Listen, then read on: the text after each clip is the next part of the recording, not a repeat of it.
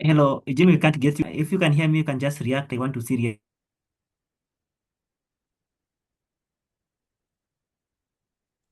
Hello, how are you? reactions. If you guys can hear me, anyone who can hear me, confirm in the chat box. We can hear you. Hello, guys. Hello, guys. Hello. Hello, Anyone can who you can hear hear me? me? Oh Hello, my Jimmy, we can God. hear you. Yeah, we Yes, am I hear me? can hear you clearly right now. Thank you so much. Yeah, My we name can hear is you Jimmy clearly. Kakai. Yes, I am Jimmy Kakai, Students Initiative. And in the program, in the movement of Green Students Initiative, I work as a program coordinator. And I want to take this opportunity once again to welcome each and everybody in today's sessions. This first, I want to apologize so much, but I don't want to take much time. Opportunity back to Kevin so that he may introduce our speakers and continue from there.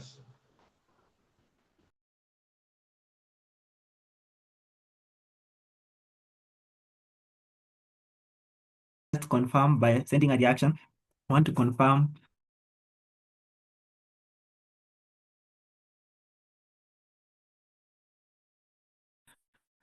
Anyone who can hear me in the chat box.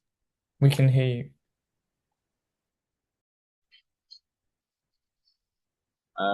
Felix Ogola present.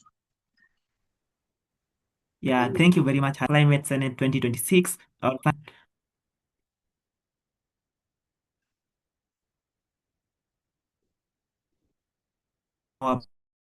About the session and also about two legislators. And today we have a learn about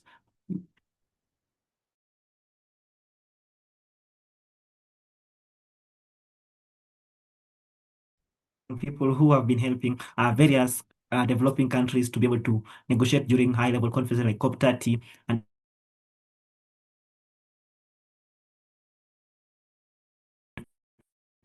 other conferences. So today we have Madam Mara. So as from there, so that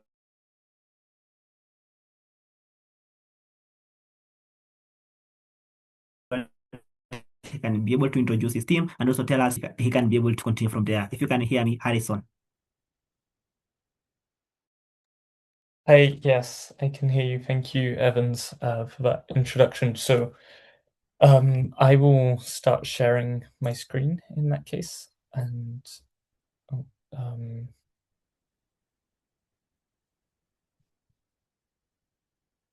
then we can get started.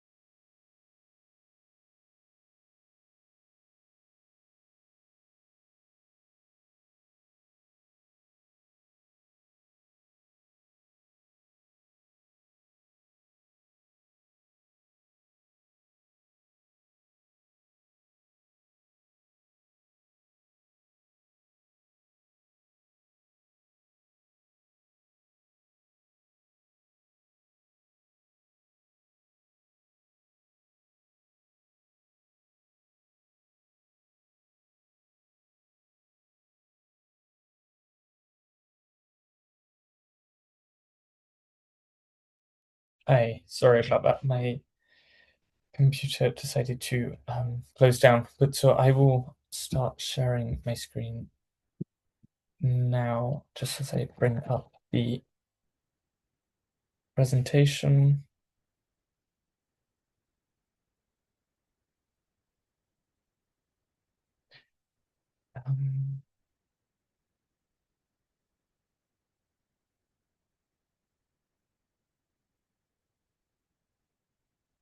Can you see that?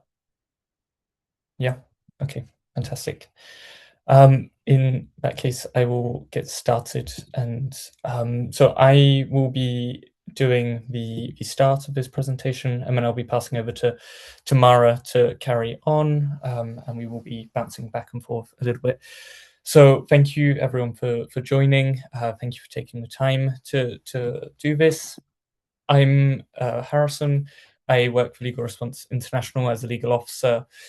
Legal Response International is a charity based in London that was developed at the time of the Copenhagen Climate Conference, based on the recognition that there's an imbalance between negotiators from developed countries and developing countries, where developed countries have lots of negotiators and lots of legal experienced lawyers, as opposed to developing countries, which really have very few lawyers on their teams. And so we can see here on this slide how many negotiators went to the COP, the latest COP took place in Belém, where you can see a lot of South American countries, apart from Brazil, who sent really very small delegations. Likewise, in certain parts of Africa, and that's opposed to certain European countries like France, Germany, United Kingdom, which sent over 200 people each. And that really creates quite an imbalance, because the negotiations that we follow and that they follow, there's lots of them. There's maybe 10, 15 meetings going on at a time, and quite often developing countries just simply don't have enough people to follow those negotiations. So Legal Response International was set up to provide that free legal support to developing countries and civil society in those negotiations, with the idea that this would help this would support developing countries in empowering and pursuing their climate objectives at the international level. And so this slide just has a little bit about LRI, and we work with over 160 legal experts across the world, around 160 volunteers per year who support us. We deliver training programs like this, and have delivered over 35 of them, both at the national level and regional level. And we've attended every international climate change negotiation since 2009. Our work focuses on three main aspects, those being, as I mentioned, so the free legal support, which is essentially a negotiator comes to us and says, I need help on this. Can you answer this question? And we answer that question. We also support developing countries through capacity building. So just like this, we contribute to training programs, mentoring schemes, and peer learning. Again, with the idea of empowering negotiators, youth from developing countries to make a difference in the climate sphere, whether that's at the international level, in the negotiations, or at the domestic level through policy implementation, etc. And on the side of that, we develop a lot of resources, which are all available on our website, and we'll have a look through them later on in the session, where we essentially try and make this topic as simple as possible through different guides and make it accessible. We also, so as a result, and to be able to deliver our service, we attend the COP, so the climate conference, which I'm sure many of you have heard of. Last year, it was taking place in Brazil. The COP is where, and this, we're going to go into much more detail about this, but it's where decisions on climate change related matters are taken at the international level. So that's where they're negotiated and agreed by the countries. They agree on a variety of different topics. And so LRI goes there to, first of all, follow the negotiations, and then to meet the negotiators that we support, and be able to answer their questions, their legal questions about the negotiations, about what's going on, potentially summarize some of the discussions that have been happening, etc. And beyond LRI, there's many other people that attend the COPs. As you may have heard, there's kind of over 50, 60,000 people who attend these conferences. And among them are mostly negotiators. So they're the ones who come and represent their countries in the negotiations. But there's also, and this is kind of really making up the bulk of participants is the observer organizations. So just like us, there's many NGOs. There's also intergovernmental organizations, so other United Nations bodies, for instance. But you can also find lobbyists. That was in the news quite recently, the fact that there were so many fossil fuel lobbyists at COP30. You can also find activists, journalists, scientists, etc. And the COP has really evolved in the past few years and has become much bigger than it used to.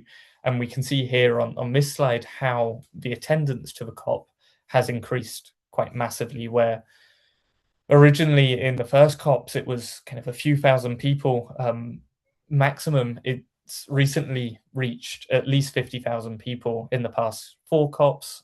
So since COP 27, even at COP 26, you see how many people attended. And with Dubai, the COP 28 being the biggest COP with nearly 90,000 people who attended.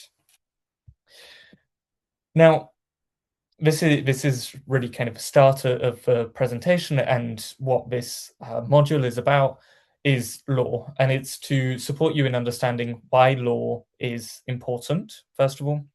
And of course, we're working at this from an international perspective, but all of this is applicable at the national level. And the law is just as important in negotiations of policy, text, etc., laws at the national level, as it is at the international level.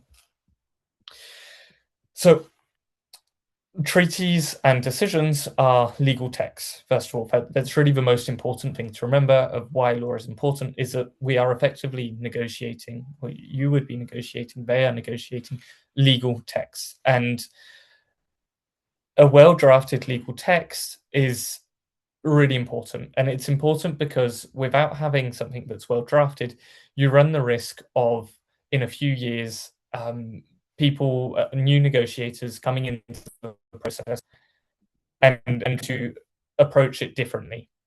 And that can happen, especially when the law isn't really quite defined, isn't very clear. So it's important to kind of make sure that the agreement is clear. It's also important, and this is kind of relevant for you at the national level, because all of these agreements at the international level are going to be translated to the national law and policy eventually. And so it needs to be really clear what those commitments are to be able to have clear national commitments. Law also regulates the system, so the whole climate change negotiation system. It regulates how the negotiations are conducted. And law is also quite a useful tool in the negotiations to be able to use it as an argument. And that does happen quite often. It's also necessary to be able to understand what a text means, whether a text is legally binding or if the text is just a kind of general commitment towards something. Following that introduction, I'm going to pass over to Mara to go through this section on public international law and national legislation, which will give a bit more of an overview of law and how it translates to you at the domestic level. I will then take over to talk about the climate change regime, so the COPs, how it all works, what happens, what decisions are taken. We might not have time to do the group exercise given the delay in starting the meeting, but we will still at least go through it, at least together. We might just not have time to do the breakout rooms. We'll also go through some legal terminology, and then Mara will take over to cover what happened at COP30, what's going to happen at SB 64, which you'll understand what it is, but essentially the future negotiations, and that's really just to give you a bit of context on this regime. And we will have time at the end for some questions. So over to you, Mara. Thank you, Harrison. I'll just let you know when I need you to change the slides. All right, thank you. So next slide, please. Sorry. Yeah, perfect. The other one, yeah. Let's go straight into it. One more, Harrison, please. Okay, right. Okay. Hi, everyone.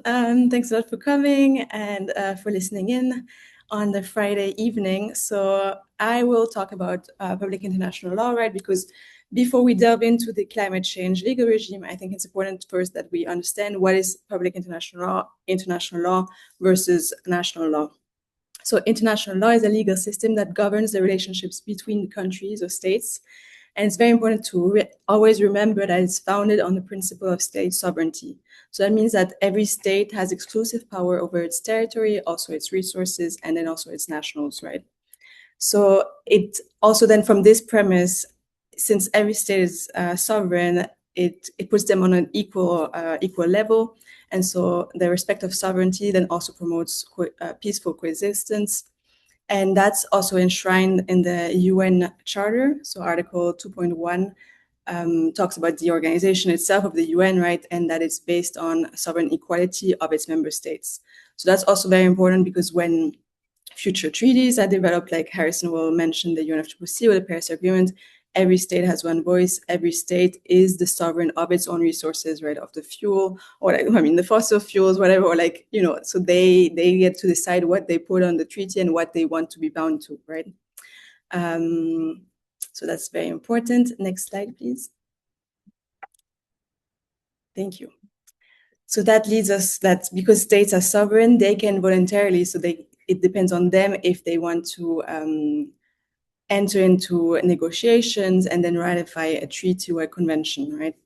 And so, for example, these treaties or international law often relates to protecting a global commons, such as the high seas or the atmosphere. We'll talk about it in a bit, but also uphold human rights or regulate transnational threats. So, for example, the non-proliferation treaties on nuclear power or nuclear weapons.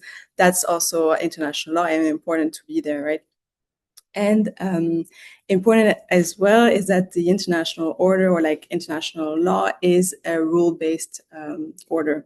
So it's not only about institutions, it's also these institutions create norms, create laws or rules that are essential to then develop and also to regulate state behavior. So Article 38 of the International Court of Justice's statute explains what are the sources of law, so these sources are also the ones that create the law, right?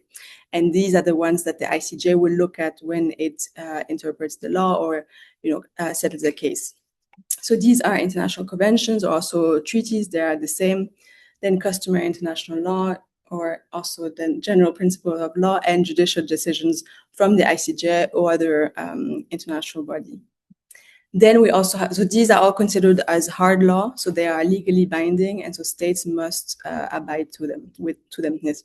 And then you also have soft law, which is different. So it's the opposite of hard law or binding law. It's non-binding. It's more of a norm or a rule. And so, for example, you have standards, but also political declarations, or as we'll see, COP decisions often are non-binding. But they are still very important, and they still regulate state behavior, and they're important as well for the interpretation of law. So, for example, the Sustainable Development Goals, they stem from the Agenda 2030, the political declaration of the UNGA, right, the General Assembly.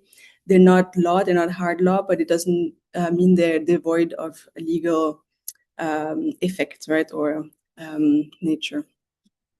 Next slide, please. All right, so now we'll look at two consequential sources of law. So one is treaty. What are treaties? So they're international agreements that are concluded, so either bilaterally between two states or multilaterally between several states. And they're written and they're governed by international law. So you have the Vienna Convention on the Law of Treaties, that was ratified or signed in 1969, and that's one that it explains really what are treaties, how to interpret them, what happens if a country leaves a treaty.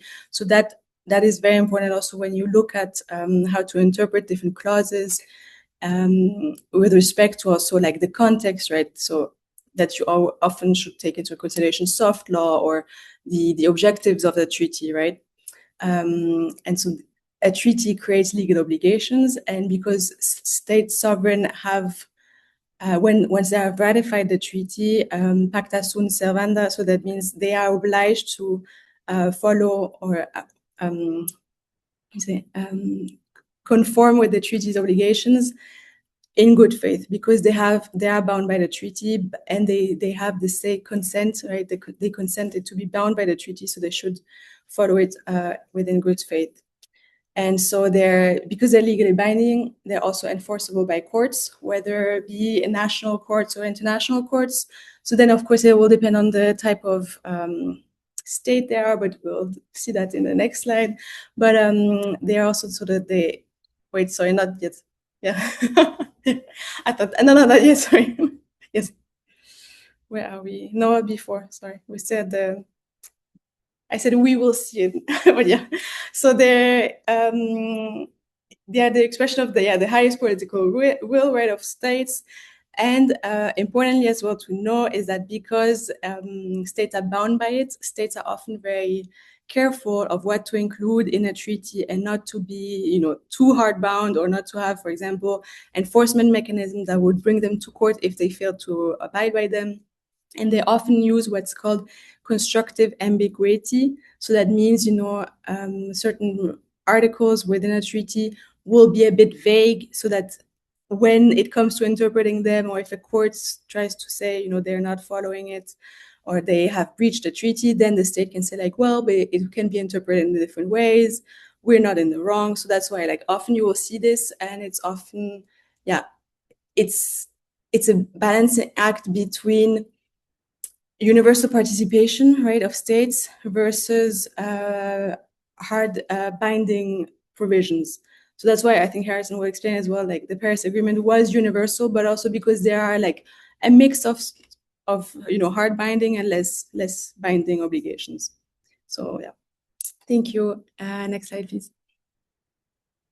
Great. Then about customary international law, also important, although it's less straightforward in climate change law, but that's also important given the advisory opinions recently.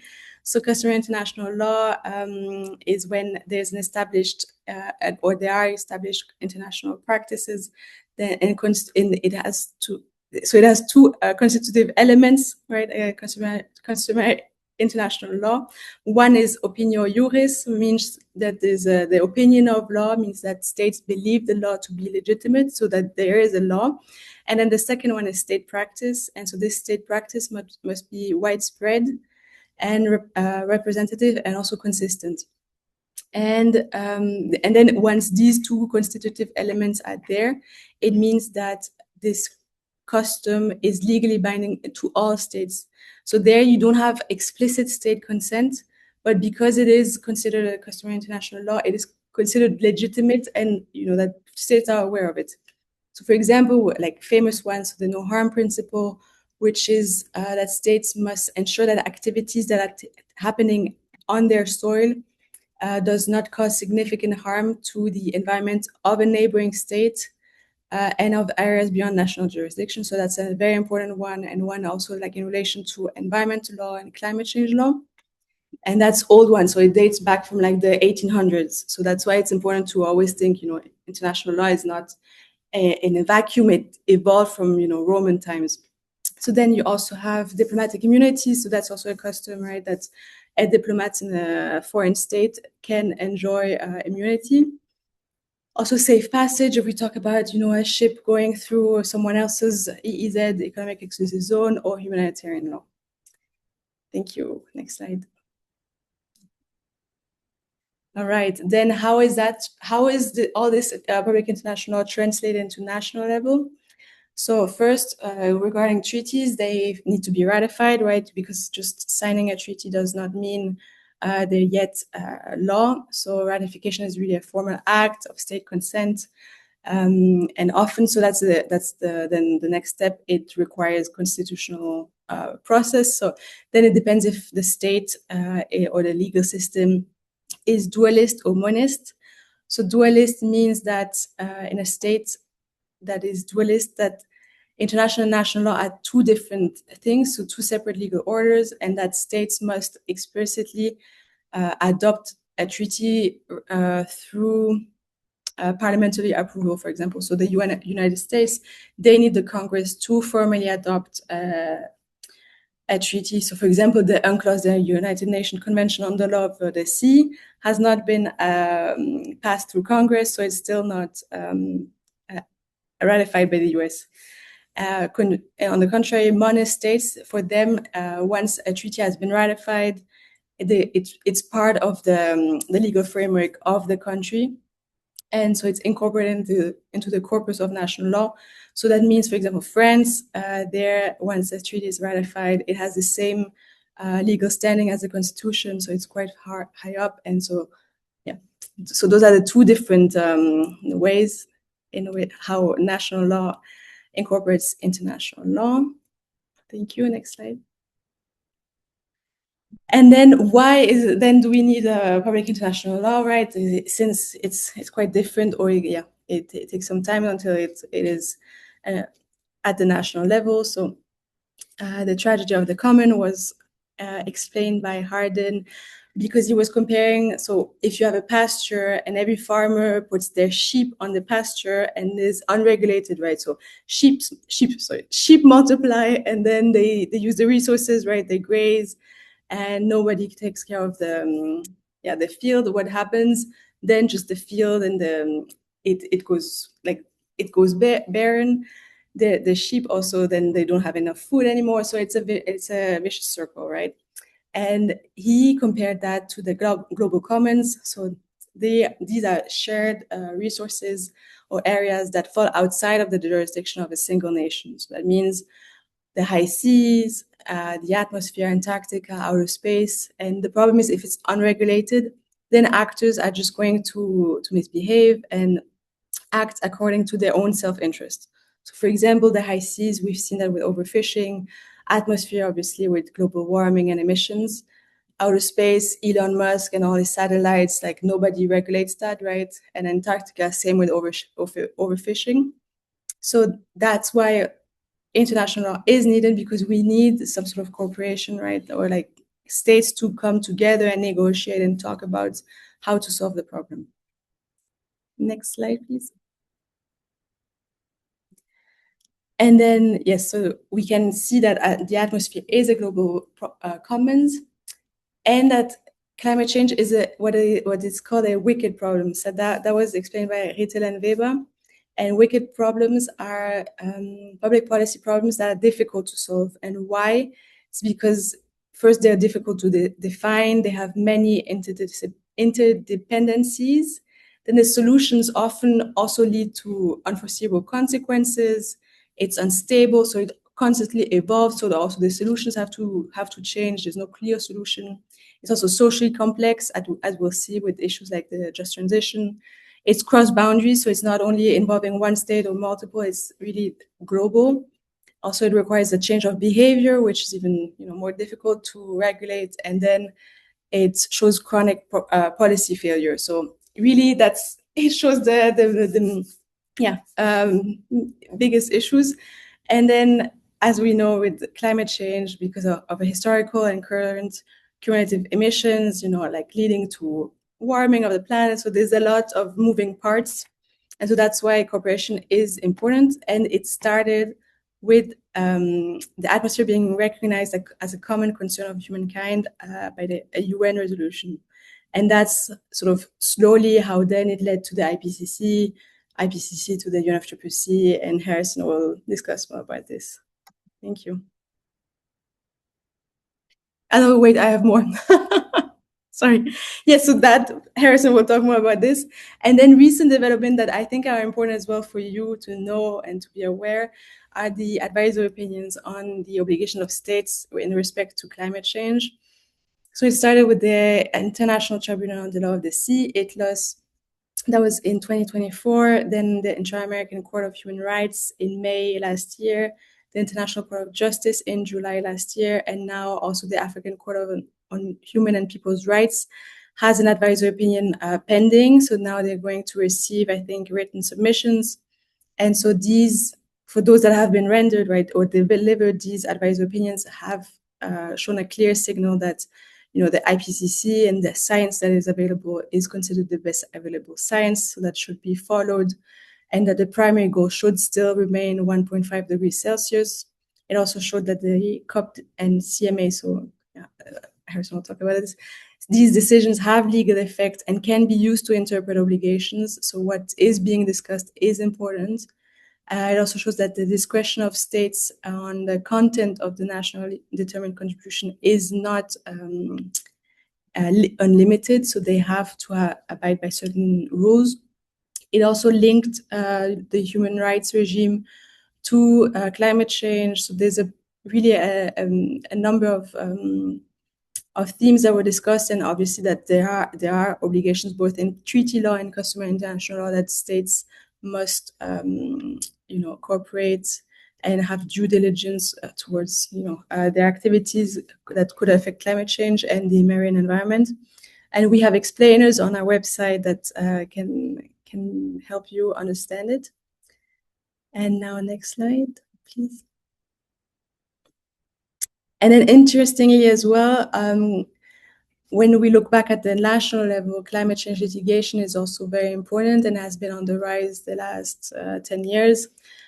So courts have invoked the Paris Agreement to underscore the obligation of states, right? Because often it's citizens holding their state to account for breaches of international law or national law in respect of climate change. So, for example, the Urgenda Foundation versus the State of the Netherlands is a big one, where citizens successfully sued the government for inaction on climate change, and it linked inaction on climate change that it would create a breach of human rights, so right to life, right to a private life, family life, home, etc.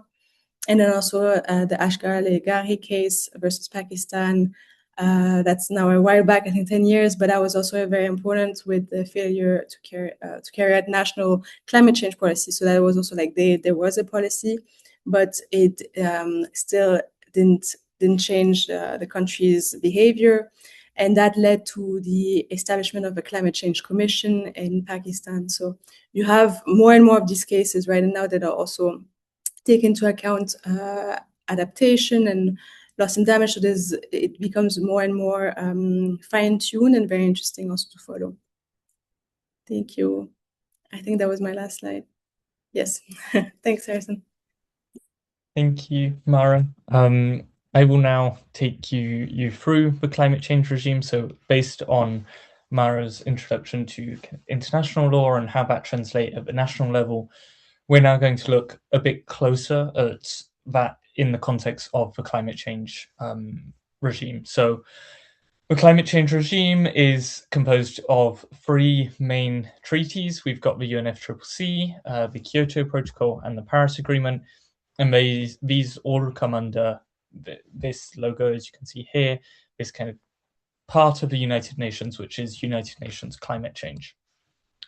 And so we have here on this slide, this is really the process of which has been followed to reach the stage we're at now in this climate change regime. So the first step, which is this one down at the bottom in 1992, was the adoption of the UNFCCC. So the UNFCCC is the United Nations Framework Convention on Climate Change. It was adopted in Rio, so it's one of the three Rio Conventions, which is something you may have heard of, alongside the Biological Diversity Convention, as well as the Desertification Convention.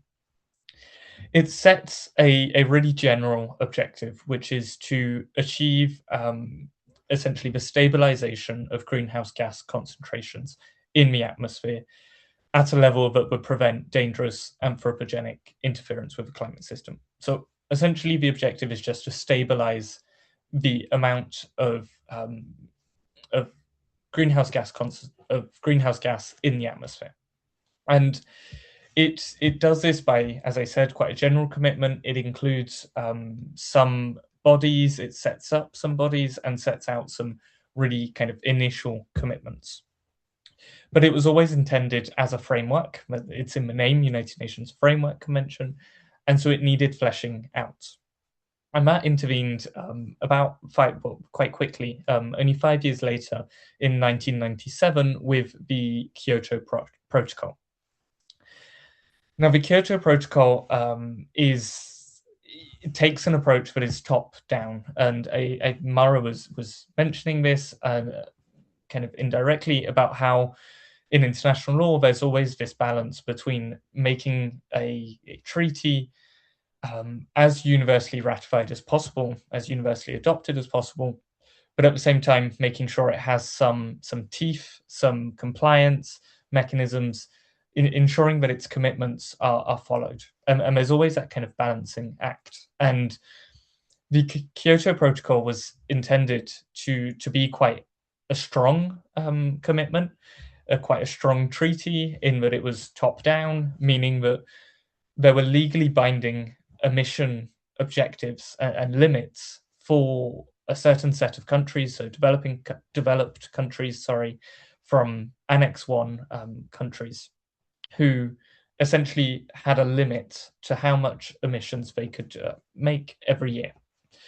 On top of that, there was a compliance mechanism, which meant that if those developed countries emitted more than they were allowed to 1 year, they could be penalized, generally through kind of financial contributions.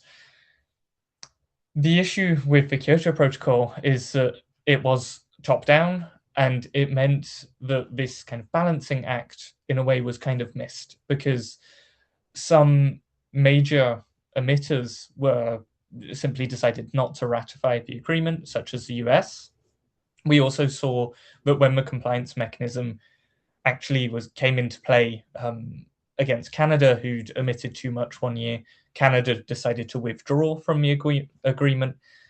And the Kyoto Protocol also, because it was directed towards developed countries, it also completely excluded and exempted certain rapidly developing nations, such as China and India, who quite quickly became very big economies and who had very high levels of emissions, simply didn't have any obligations or any commitments, didn't make any commitments under this agreement. So the Kyoto Protocol is kind of a mixed bag on how successful it was, but it did lead to the Paris Agreement, and it led to this kind of recognition that there needed to be a different approach, one that didn't set a binding target for every single country, one that set more of a more general objective that then countries pursued in their own ways. And so this led to the Paris Agreement, which was adopted in 2015 with a bottom-up approach, meaning that the nations themselves, the countries themselves, decide what their commitments are going to be, and then they pursue those commitments. All of those commitments are under a few goals that are set out in the Paris Agreement, which are described here. You can see one of them, the main one, which is the temperature goal in Article 2.1a of the Paris Agreement, which is to limit the increase in global average temperature to well below 2 degrees and pursue efforts for 1.5 degrees. Now you may be thinking, how is this done if there's no kind of limit to how much each country can emit every year? It's done through what is called these nationally determined contributions, NDCs, which is developed in Article 4.2 of the Paris Agreement. The idea being that countries themselves say, this is what we're going to do in the next 5 years or set of years, 10 years, we're going to work towards this. And all of that is under this objective of limiting the temperature goal to 2 degrees. But it means each country can be as ambitious as possible, needs to be more ambitious than their previous NDC, but they decide how ambitious they are.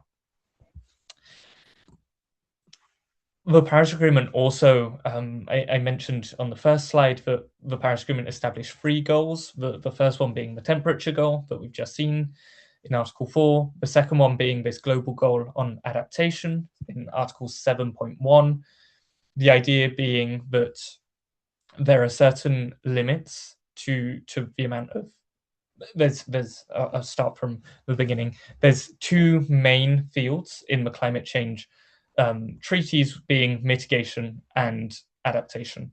Mitigation is the idea that we're going to limit our emissions to prevent as much as possible climate change. And so that's the temperature goal, essentially. But there's also adaptation, which is the recognition that there are some effects of climate change which we're already seeing, and we have to adapt to those effects. And so Article 7.1 creates this global goal on adaptation, which, with the idea of providing finance and more generally kind of projects towards adaptation.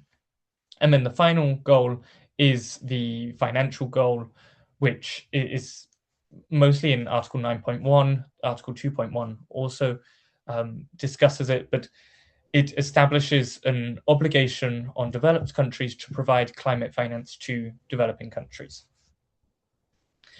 which is really important. And it's this way that developed countries are supporting this kind of transition towards a greener economy and promoting projects which address climate change and enable this kind of pursuit of more and more ambitious NDCs with the hopes of achieving this 2 degrees goal. The Paris Agreement also has a compliance mechanism. So we discussed just before about the Kyoto Protocol and how that compliance mechanism was quite strong with kind of financial penalties. That didn't really work because with Canada, for instance, as an example, when a penalty was inflicted on them, they simply decided to withdraw. So the Paris Agreement compliance mechanism is designed to be much more facilitative. The idea being to kind of apply political pressure on those countries that aren't respecting their commitments. And the hope is that through those political pressures and kind of showing who the bad people are, or the bad nations not pulling their weight, that would pressure them into being more ambitious. All of this is kind of done through some means of implementation. So the idea is to promote mitigation and adaptation measures. That is done with the help of means of implementation, as they're called. The three means of implementation being the provision of finance, technology transfer and development, which is the idea that developed countries need to provide new technologies and support developing countries in developing new technologies such as wind farms or kind of solar farms, etc., to support that transition. And finally, the final means of implementation, which is capacity building in Article 11, which is the idea that even with finance and new technologies, there needs to be a kind of upskilling of the workforce to be able to use that finance and technology as best as possible. I'm now going to move on to the governance system. So now that we've kind of seen the general, what is the system, what is the Paris Agreement, the UNFCCC, and the Kyoto Protocol, we're now going to see how that works in practice. There will be time for questions at the end. I cannot see the Zoom screen right now to see if there are any, but there will be some time at the end, so please do take a note of them. The governance system is established through this kind of supreme decision-making bodies where there are three, one for each convention.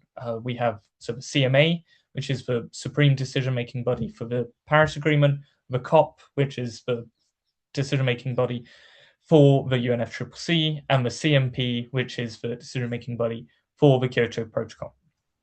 And we're going to explore kind of these a bit more in detail, especially what they do, a little bit later on. But essentially, these are as I said, the supreme bodies of their respective treaties, which means that they can take decisions or they're the ones that take the decisions to implement the Paris Agreement, the UNFCCC, the Kyoto Protocol. They also will periodically review progress to achieving the goals of those three treaties. They're also the kind of institutions that will mobilize finance, that can establish constituted bodies, which act kind of on the side and ensure compliance or promote different aspects of the treaties. And they can also lead to less kind of formal approaches with stuff like political declarations, agreements, accords, or work programs, which can also be developed. These governing kind of supreme bodies are supported by two subsidiary bodies. So we have the governing bodies at the top.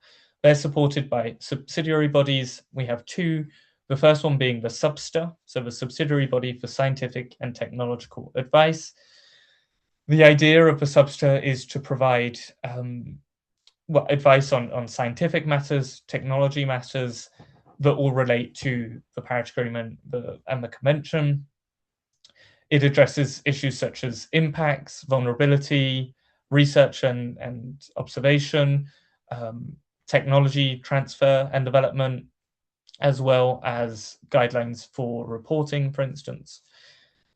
On the side, we have the SBI, the subsidiary body for implementation, whose work is shaped around really quite specific negotiation streams, such as transparency, mitigation, adaptation, finance, technology, capacity building, etc. And it will really focus on those areas. So we know we have the COP, CMA and CMP, the supreme bodies. We have the subsidiary bodies. How do they work together? The subsidiary bodies generally act as the kind of first negotiation space for a lot of decisions that are taken.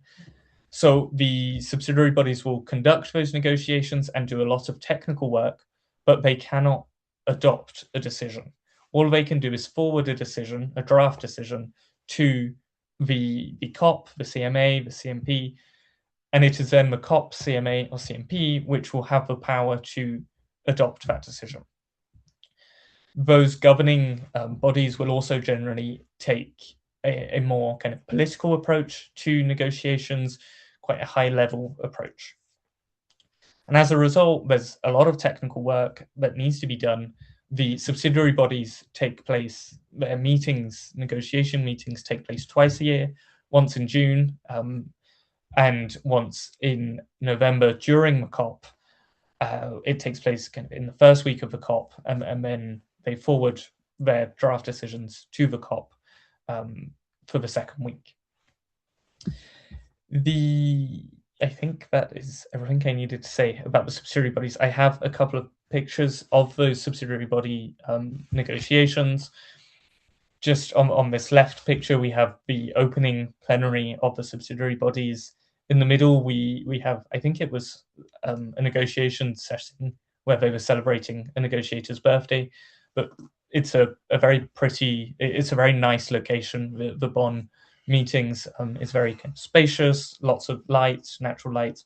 I think that's a good picture. And then on the right, we have Mara and I, as well as one of our colleagues who attended the subsidiary body negotiations in June last year.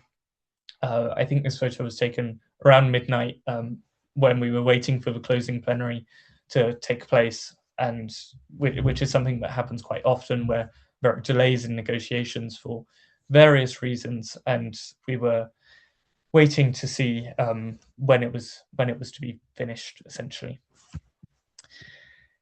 I mentioned that the subsidiary body forwards draft decisions to the COP, CMA, CMP. Those decisions are intended to really kind of clarify, interpret, or operationalize the agreements. So the Paris Agreement, the Kyoto Protocol, and the UNFCCC.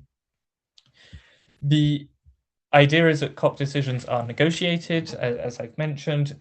It also means they're open to interpretation, which is really where law becomes important, of how do you interpret each word?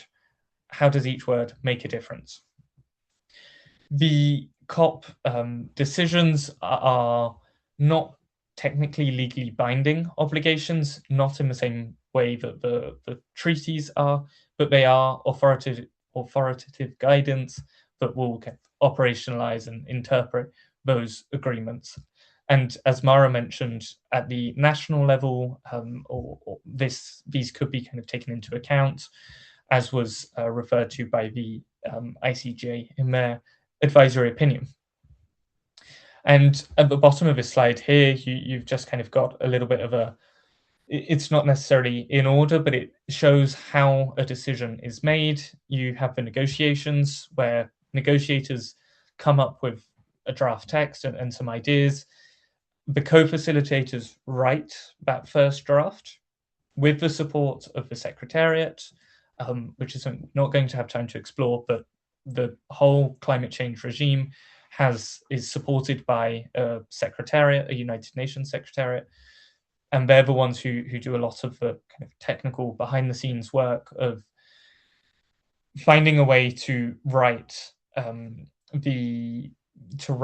a way that parties will agree to all of their demands, because the parties submit their demands and their positions. The co-facilitators, with the support of the Secretariat, need to kind of bring all of that together for the next time they go into the negotiations. That is then, it goes to the subsidiary bodies, so the SBI or the SUBSTA, which will adopt those draft decisions and forward them, which will adopt conclusions, which will forward the draft decisions to the governing bodies, the COP, CMA, CMP, which will then renegotiate the more political aspects or potentially adopt them straight away. Now that we have seen a bit about the COP decisions and how the process works, I'm going to look a little bit more about why law is important on a different perspective, not in the kind of drafting perspective, but in the actual rules, because all of this process does have rules and is governed by a very specific set of rules. These rules are established in the rules of procedure. So the rules of procedure were developed at the time of UNFCCC. They apply to the COP, CMP, and CMA, even though they're kind of UNFCCC rules of procedure. But you may notice here on the slide, but it says that these are draft rules of procedure. That's because parties never actually agreed to these rules, and in particular the rule on voting, Rule 42. Parties never managed to agree to it, and so as a result, these are all draft rules now. In practice, they're all applied, apart from Rule 42 on voting, and that means you may be kind of wondering, well, if there's no agreement on how we vote, how are they taking decisions, and how are they reaching agreements? They use what is called consensus. Consensus is quite a flexible term, which does lead to kind of issues, and it's really an example of where law is helpful, because here it's not a very clear term, whereas if we used a much more precise legal term, it would be much easier to decide if something is adopted or not, how the voting process works. Because of how difficult this topic is for parties to agree on, there is no agreement. So we do use this flexible term, which is consensus, which effectively means the lack of a politically viable objection, which is essentially who in the room is objecting. Is it a powerful enough objection? Why are they objecting, etc.?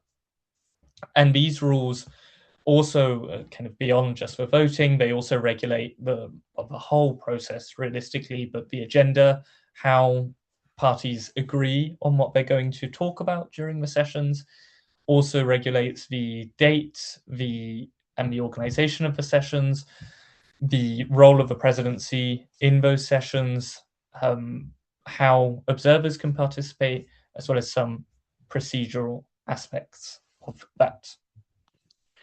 Now, this is, I'm going to be talking about terminology, but I suggest we do a short 5-minute break or kind of come back at 4:25.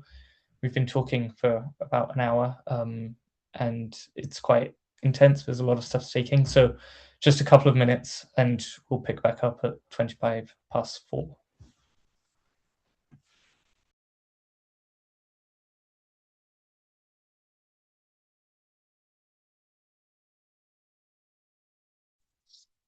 Hello.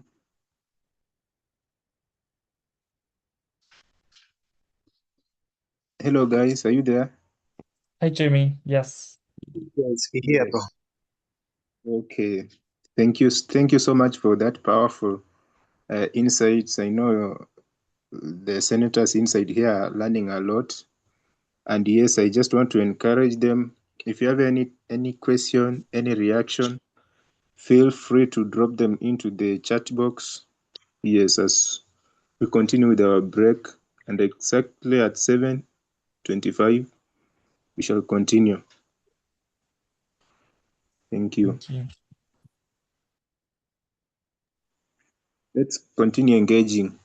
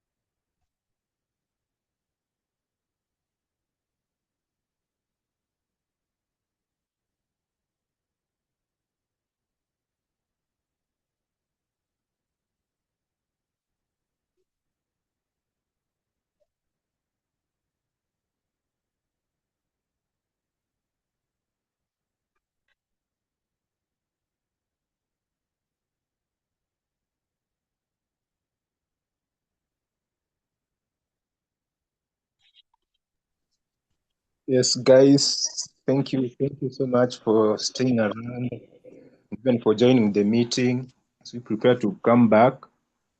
If you have any question, maybe a reaction, feel free to drop them in the chat box.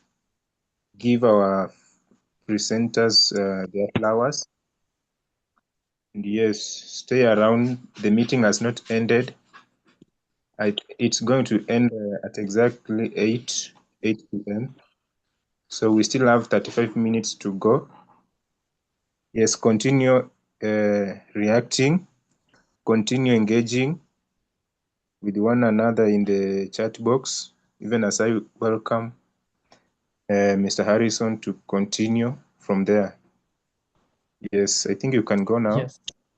Yes. Yes, thank you. So this part of the presentation, I will be running through some terminology. So we're really coming back to law. Why is law important? How does it impact the negotiations? But this is really relevant also for the national level policy drafting, legal drafting in general, because these words aren't only used in climate negotiations, but they're also used at the national level in policy development. And importantly, at the end of this, we're going to be doing the exercise. I think we have just about enough time. And so you'll be working on redrafting a piece, a very small, very short piece. And so you're going to need kind of some of this terminology, but I'm going to be running through. So this is just a picture here of a huddle in the negotiations where parties, negotiators have come together to discuss. They generally discuss very specific parts of a decision in a huddle, and this, I think, if I remember correctly, they were debating between two different words, and I think it highlights how important terminology is in the negotiations, because two words, completely different, completely change the commitment. So, as I was just saying, why does law matter? Law creates commitments, and those commitments depend on the wording. And that wording, a very tiny change, will have very big consequences on the commitment. Is it just a commitment to try and do something, or is it a commitment to do something? This, as I was saying, applies at the domestic level. And so we have a few examples here of how adding in to this sentence here, consider, the word consider, completely changes the commitment, the obligation, which, had we not put to consider, it would have been decides at its H session the implementation of an insurance-related mechanism. So it essentially means decides to implement an insurance-related mechanism. But by adding in consider, it's now only an obligation to think about it, to discuss it. There's no obligation to actually make this insurance mechanism. Likewise with the words may, should, which I mean is very kind of in simple language of may isn't an obligation, it's discretionary. Likewise with should, it's not compulsory, it's advised but non-compulsory, as opposed to shall or must, which are compulsory. And you can see it here in this example, which kind of brings these together, of the developed country parties shall provide financial resources. That's an obligation, compulsory. Should provide financial resources. That is, again, advised, but non-compulsory. May provide financial resources is even weaker. It's really just kind of optional, very discretionary. But you also see with this word here just below, shall endeavour, that even a compulsory word, so shall, which is a compulsory word, which puts in place an obligatory requirement, can be weakened if you add on another word afterwards, such as here, endeavour. And so if we use the example just above, whereas it would have been obligatory if we said the developed country parties shall provide financial resources, by now saying the developed countries shall endeavour to provide financial resources, it's only just an obligation to work towards that, not an obligation to do it. And so this kind of endeavour is where qualifying wording is important and can really limit the commitment, because if you have an obligation that you put at the start of that sentence, as appropriate, for instance, so as appropriate, developed country parties shall provide climate finance, that gives discretion to those parties to do it or not. Likewise for if necessary, if applicable, etc. Shall strive to is the same. It's really quite a weak obligation. Likewise for urges parties in a position to do so. There's kind of an expectation to do it, but parties are generally not, it's not considered an obligation. This is more kind of a comedic take on it, on how it really, some words which seem to be quite a commitment, like work towards, here where we have the official terminology towards, where this is taken from a few examples of takes steps towards devising a process for the transfer of technology.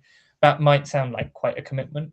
In reality, if they're using the words towards, there's an intent, there's not really an agreement on getting there. And so this kind of unofficial translation would be, we're never getting there. We're never reaching this process for the transfer of technology.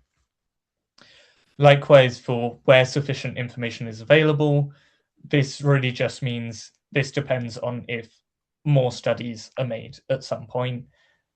Likewise with the words with a view to, this is really quite a general one, is used quite often, and you can generally translate it to mean hopefully we'll do something at some point in the future. But when it's going to be done, if it's going to actually be done, there's no real agreement on. And so I have here an example of how each word kind of completely changes this sentence of developed country parties may provide financial resources. That means if we feel like it. If we replace that by should, that's we really ought to provide financial resources, but again, there's no obligation to. Shall, that is a legal obligation to do it. And finally, shall endeavor to, so again, we've got that shall, adding a bit more. Again, not an obligation now, we've kind of qualified shall, and so there's no longer that obligation to do it. So we're going to do a little group exercise. This exercise, you're going to be, it's essentially kind of a role play of you as negotiators. The kind of premise of this role play is it's 8:50 a.m. You've just finished your morning meetings. The morning meetings kind of started at 7:30. You have a new draft negotiating text, which you are negotiating at 9 a.m. So you've got 10 minutes to discuss this paragraph. You're deeply unhappy about this paragraph because it's very kind of weak. It contains lots of qualifying wording, very weak obligations or no obligations, essentially. And so you want to completely change it and make it as ambitious as possible. So you've got 10 minutes to do that. This is a text that is taken from the Global Goal on Adaptation decision from this year, which Mara will be talking a little bit more about after the role play. But the actual premise of what you're trying to change, that is completely invented. It's not necessarily a position held by any parties or groups. So as I said, you're going to be in groups of around 5, maybe 5, 6. You're going to be discussing this text. What I would recommend is to start off by kind of identifying the weak language in that text and then discussing how to replace that language with something more ambitious. I'm going to find the document I need to share with you. I'm going to start off by putting it on the screen so you can at least start looking at it while I find the document and set up the groups. So if you want to just have a read through it, and then I will put you into your groups with the document you can use.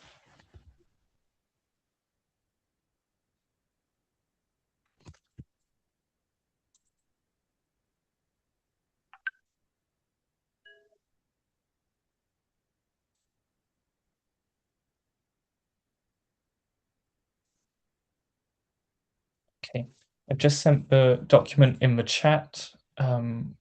If you can open that to use in your breakout groups, I can also share the text in the chat, which might be a little bit easier if needed. That contains the text that you're going to be renegotiating, as well as the kind of exercise and explanation of that exercise.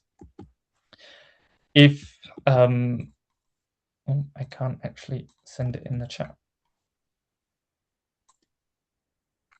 Okay, I can't send it in the chat. I don't know if you can, Mara.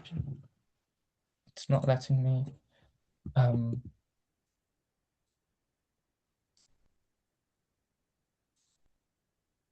But if not, in any case, yeah, thank you. It's on the document. I will be sending you into breakout rooms now. So 42 people. We'll be making 8 breakout rooms. We will be back in 10 minutes. So I will be closing the breakout rooms at in 10 minutes. So at 47, we'll then briefly go through a kind of an example of how it could have been made more ambitious. But yeah, please use this time to discuss it in your breakout rooms and kind of do that together as a group. Good luck.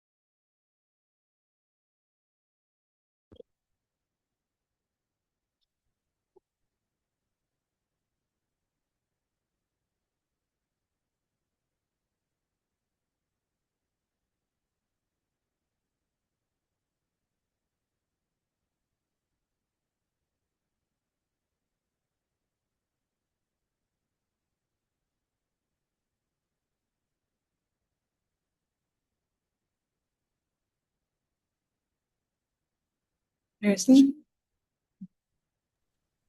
Where is the document? I don't see it. It's in the chat. No? I don't know. Wait, I can send it again. Cool. Because I think in the breakout rooms chat, it's not there. Ah, So that's why if people didn't download it before, it's a bit tricky. So maybe you can go to some breakout rooms as well to give it to people. Wait, so I need to go back to breakout room 4. okay. I'll come back.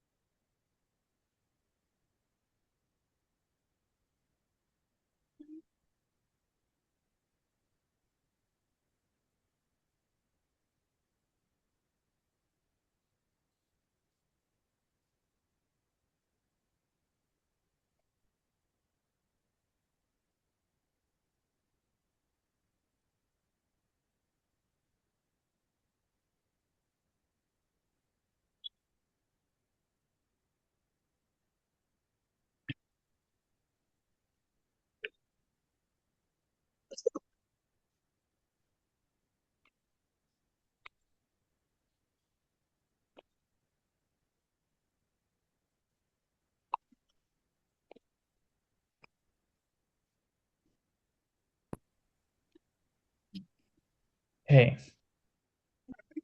just let everyone arrive back in the main session before quickly going through the example, and then I will hand back over to Mara. Okay, looks like we're all back. So I gave you this text to work on because I thought it was text to look at. As you can see on this second slide, it was a text where you could really take out a lot of words, where these words, for instance, here, voluntary, non-prescriptive, non-punitive, facilitative, global in nature, respectful of national sovereignty, were all words that didn't need to be in there if you want an ambitious text. Now, there's many reasons that these words ended up in the text in the official decision, but in the context of making this as ambitious as possible, all of that could go, because all of these objectives actually really quite weakened the objective and the decision. Likewise, as you can see in the high ambition example below, simply replacing emphasizes by decides actually makes this quite a stronger commitment. Instead of saying that they should not create any additional reporting burdens, you can simply remove that, and that they're not supposed to be a basis for comparison among parties. Replace that by saying that they will serve to evaluate and compare collective process. The fact that in the original text it talks about not being a barrier to accessing various different finance or funding, etc., you can remove that again, which makes it much more ambitious.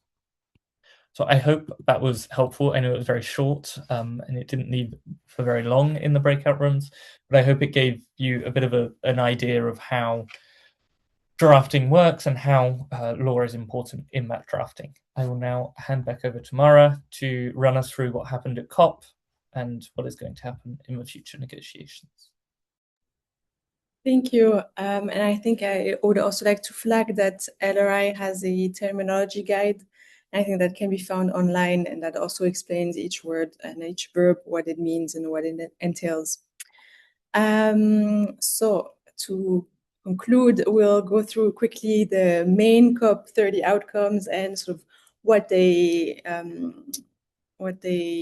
will bring for the SB, so the subsidiary bodies meeting in June, or SB 64.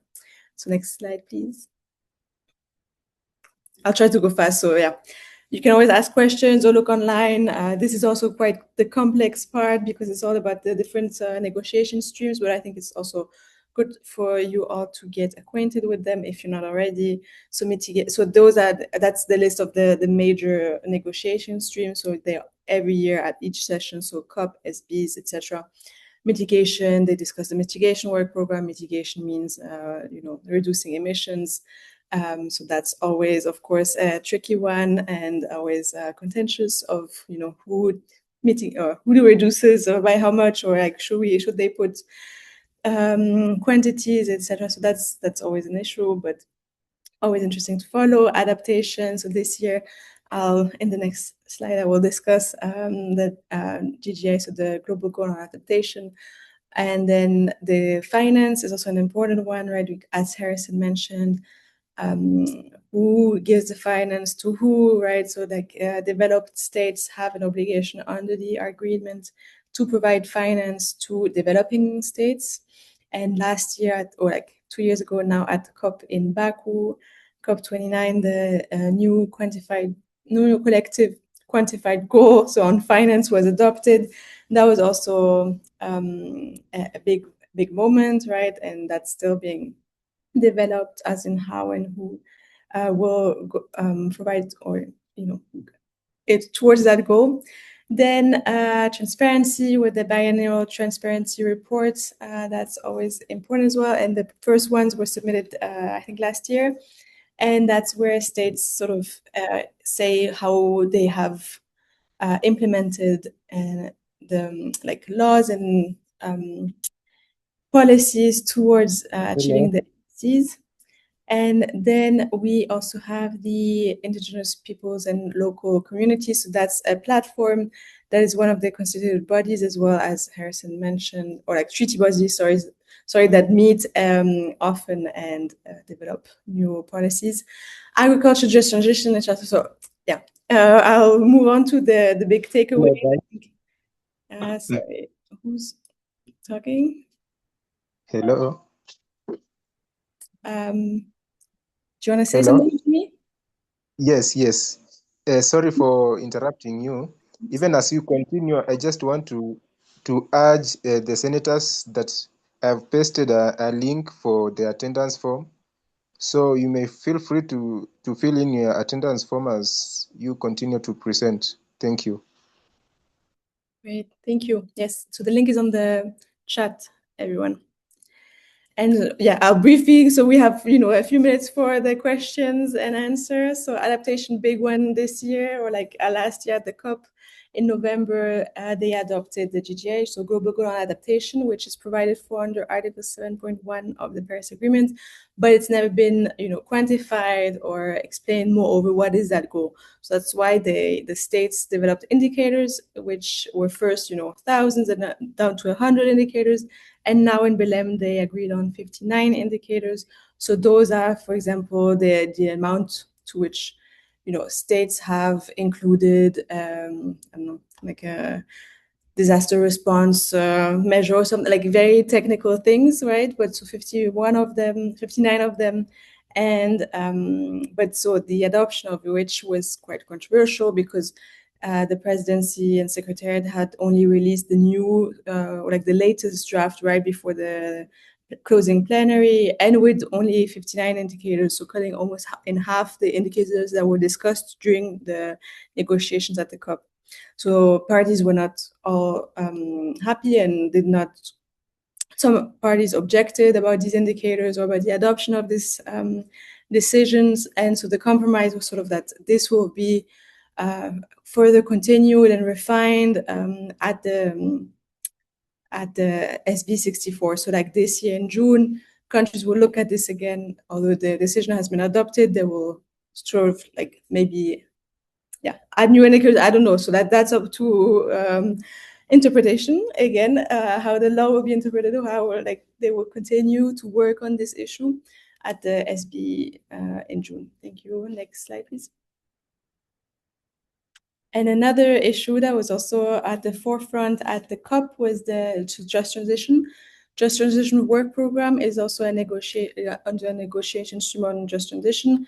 And that's a work program that discusses sort of the fair, inclusive transition towards a low carbon, so lower emission economy that would be sustainable, and also making sure that workers and communities are not left behind, because that's often the problem, right? In shifting economies, that it could compromise or some jobs or some workers or communities as well. And so that's being discussed at the COP, so or CMA7, so that we're at the same time as the COP. They decided to establish a just transition mechanism so that would enhance also cooperation, right? So states can discuss more about like the policies to build capacity and also share knowledge of how to make this just transition. And at the SB in June, that would also, so they will develop a decision that will be considered at the next COP, and on how to operationalize that mechanism, right? So like, who would be the members of this mechanism? Do we include all countries, which countries, communities, civil society organizations, right? Because they also have a big say on this topic. So these are the main developments. As we only have 2 minutes left, I'll leave it at that. But so yeah, the continuing development. Also the fossil fuel roadmap. So that's also quite interesting. But yeah, you'll get the slides. Fossil fuel roadmap. Briefly, so it happened sort of parallel. It was sort of meant to be included in the final decision text on the Global Mutirao, but then some countries or groups of countries opposed that. So then at the end, some countries of 24 of them signed the Belém Declaration on the just transition away from fossil fuel. So that specifically uses fossil fuel as a term. And then, so parallel to the UNFCCC processes that Harrison laid out, so in more public international law arena, Colombia and the Netherlands will host the first international convention on transitioning away from fossil fuel in April this year. So that will also be an interesting development to see what happens on the sidelines of the COP and how that could influence or not the processes. So yeah, that was it for me. Thank you. If you have any questions, let us know. And also, we will send slides to you. Thanks, Harrison. You can conclude now. Yeah. Thank you, Mara. That does bring us to the end of just to kind of point out, we do have a lot of materials available on our website. We also have an app, the Paris Agreement A to Z app, so you can scan the QR code there, which is really helpful on the Paris Agreement. It describes, it has in detail what each article of the Paris Agreement means, what it means for national implementation as well, and it is updated kind of annually. So it's generally just a really helpful tool. There's a list here of other helpful materials that we publish, that other people publish, including the climate terminology guide that was mentioned earlier by Mara. If there's any questions, I don't know if we have time to do a couple of minutes if there are any. If not, you can email us. Our email is there. It's also available on our website. You can connect with us on LinkedIn, message us there. If not, thank you very much for joining. Good luck with the rest of the program. And we hope to see you around the sessions in the future.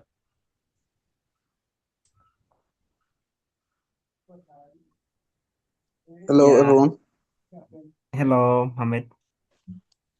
Yeah, I want to say thank you very much for the session. I mean, it was actually impactful. I learned a lot through this session. My concern has to do with the attendance, because I'm actually trying to write my name on the attendance. I'm not getting the rightful way. So I'll try several times no way. So can you please help in the process? Yeah, actually, we will help. I think Jimmy's there. He'll be helping you guys in case you're facing any challenges. Yeah, anyone who has another question apart from the attendance, the floor is now open. Anyone who has a question?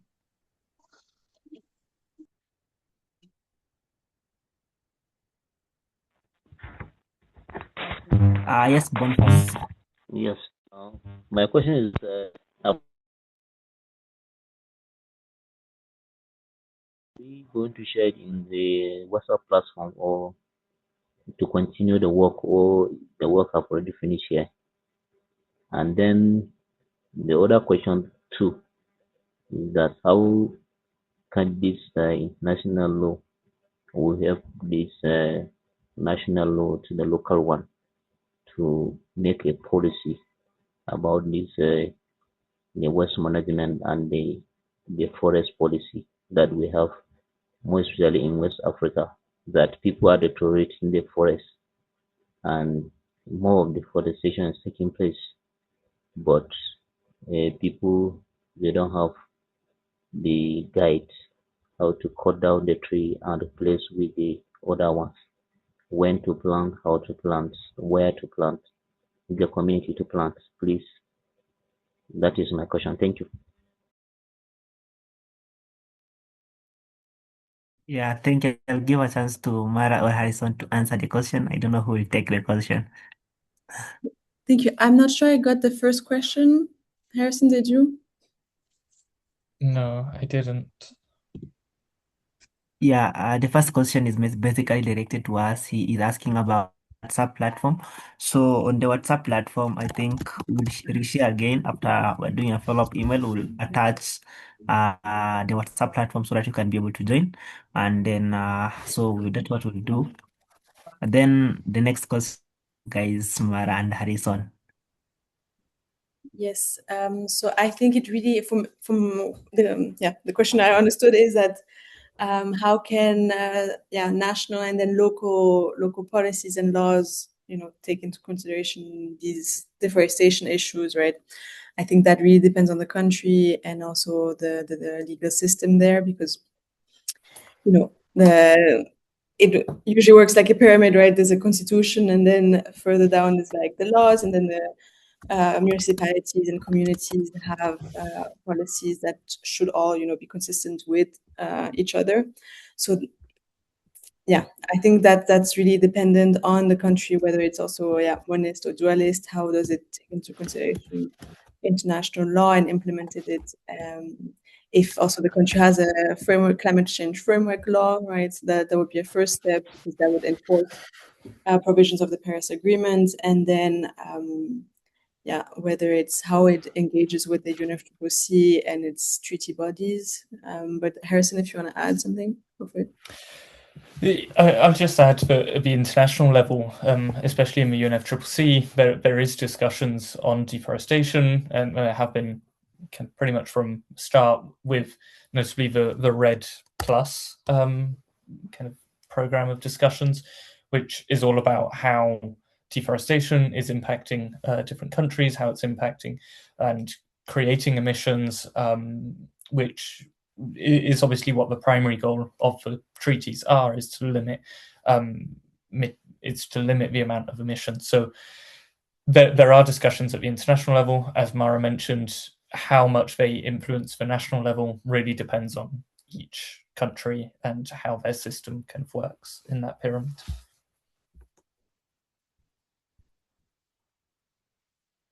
I hope that answers the question. I hope that answers your question, Jibril.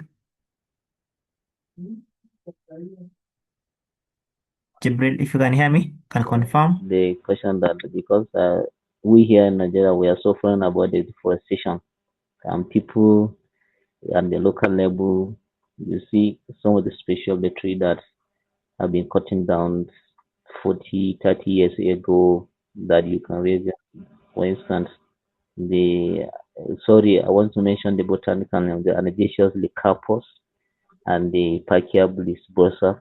That is our indigenous species that we have here. Mostly when they are cutting down, you can't raise them within 20 to 30 years. So, and the local dwellers and the leaders, they have the collaboration of triggering the deforestation in our localities. Then me, I'm a young environmentalist and I'm fighting in my community about that. But up to now, because of the climate change activists and environmentalists, they are few because youth, they don't want to join us to make the campaigns happen. So I really am happy to be in this platform because I can stay somewhere. I'm a expert on plants. I'm a plant scientist and climate expert, so and a student also. But I really need a collaboration of making the voice across the continent to make, because they said when you plant a tree, you save life. So this carbon sequestration, we have it on the trees. So we need the carbon footprint that the people have around the world. So tree can play an important role on mitigating this climate issue, more especially, tree that they are the umbrella of the earth. So planting them in Africa and other continents of the world, they can make our climate uh, very, very good on reducing the effect on it. So please, I need the hands and the community or group or organization that will make joint hands so that my voice will be heard all over the world, mostly the two speakers of today. I need to learn more and more about climate, and because I sacrificed my life on the climate change all my life, I want to make an impact on the climate. I will see what I can do in Africa. Thank you so much. Please let my message go everywhere in the world. Thank you so much.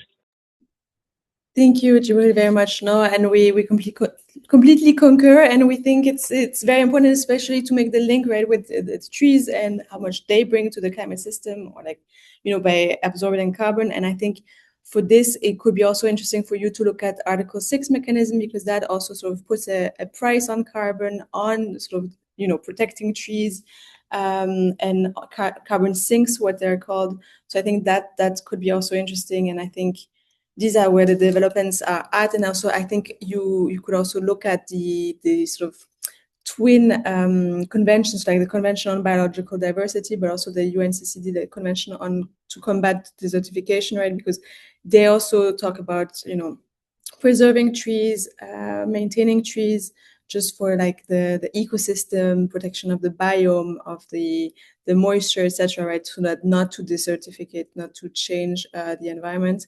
And I think also, and this, conserving an old tree and like the carbon that's within it is always way better than, planting trees. And so I think that's why we need also the other conventions to make sure that, forests are protected and before being cut and like replanted somewhere else, because carbon leakage and the chance of a tree being planted surviving is way less, obviously, than a 30-year-old tree, as you mentioned. So that's great. No, thank you very much, and we'll make sure your message is sent to the world. And yeah, we completely agree, and that's why we do the work we do. And yeah, thank you very much. But so since we're 10 minutes past, Evans, I think we should conclude, right? Because you guys are also in a different time zone, so it's later for you. It's already the weekend. Thank you very much. No, we really enjoyed. I don't know. I think Harrison wants to conclude briefly, and then Evans can. Just to say, there's been a couple of questions in the chat, but please do email them to us so that we can deal with them and answer you after this. Our email is on the screen. I'll also send it in the chat. That way you can just email us exactly what you've written, and we will get back to you after the session. Yeah, thank you very much, Harrison and Mara, for the amazing conversation. Actually, it is more inspiring, and I'm glad because the senators are interested to learn more about what you've been able to tell us. I hope you guys right now, your minds have been shifting now from protest now to being able to create an impact, basically, to be legislators, because that is our dream. That's why you are here today. So I would like to say something for all the senators. First of all, for you guys, I know we had a challenge in terms of the technical issues, but we apologize. Do not repeat again. And also another thing, I'll say thank you for you guys for joining. I hope you have enjoyed, you have connected. And another thing, we have the session next week, which will be now more of like understanding systematic mapping, being able to understand the systems that which holds power in terms of decision making. So right now it's more of understanding the problems and also the frameworks which are used in making decisions. And hope you have been able to understand about more of Paris Agreement, more understanding about COP, CMA, SB64. Yeah, so you'll be hearing and also be sharing some of the opportunities if you have the capacity, and also if you have a capacity to attend, you can be able to attend. And then another thing I would like to share before I finalize, I like to recognize, have seen someone from a team who are here. I like to see Kate Maina. You can just unmute and greet us. And also another person from a team, Jimmy, is here. You can just unmute and greet us. Kate, if you can hear me, Kate Maina.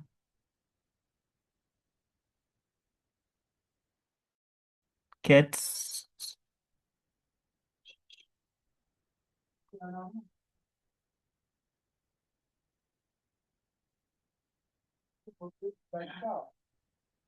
If Kate, you can't hear me, maybe she'll greet us next time. But we have an assignment for you guys because you have been able to be in this session. So the assignment will be submitted before the next session. So we'll share the updates.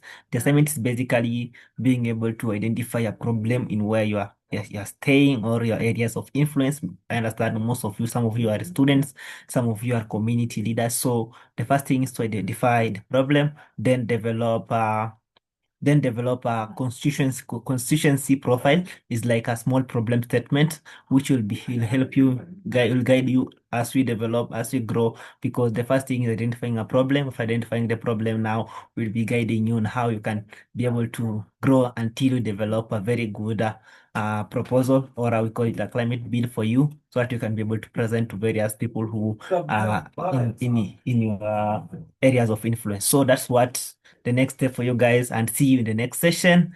I see someone has a question, but we will just send them. We have our WhatsApp group. You'll just send them the questions there. Then another thing for you guys is let's connect and network, and let's meet next session. Thank you guys and have a lovely weekend. Bye. Thank you. Bye.